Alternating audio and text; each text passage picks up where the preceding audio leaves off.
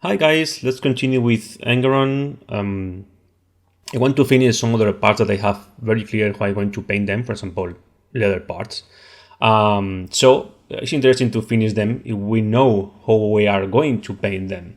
So I start applying a base coat of a very dark brown, in this case a dark camouflage from Second World War, blah blah blah, brown. That means any black brown works, and I'm going to add this British khaki as a color to add highlights.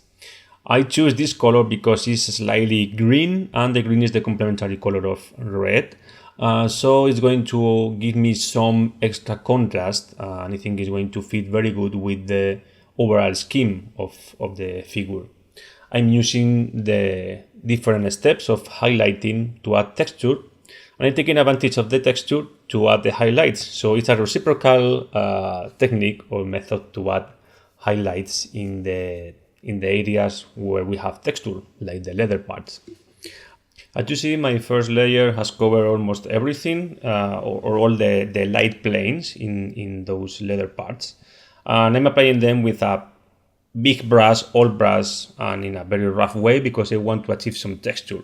But when I add more highlights, new lights, as you see, I'm becoming more precise. I'm using a brush which is not old or big. It has a sharp tip, or a more sharp tip at least. And I'm focusing more in highlighting edges and creating those cuts, that weathering in a more precise way. Finally, adding yellow ochre to build more highlights, and using a thin brush, as you see, a different brush.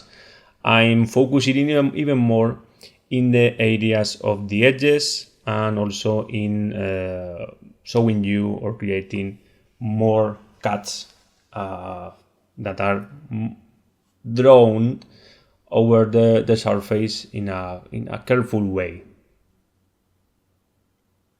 With this intense brown from LK75, which at the end is a very dark brown ink, I'm pushing the shadows in the different planes, also in the inner parts of the different leather parts.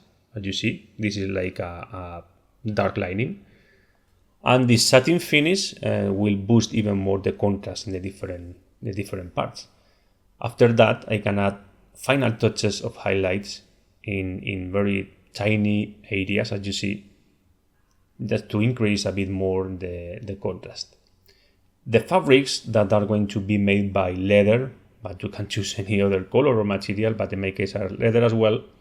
I try to make them in a bit different, just to show you a different way to make leather. So I'm using this technique of this is like a stippling technique, or rubbing technique. Is a mix of both of them. You need to use a paint that is a bit more diluted. It is semi-transparent, and build 2 or 3 highlights in this way. And after that, it's just a matter of adding final cuts, weathering, and final shadow with the ink. The colors are the same that we have used in the other parts.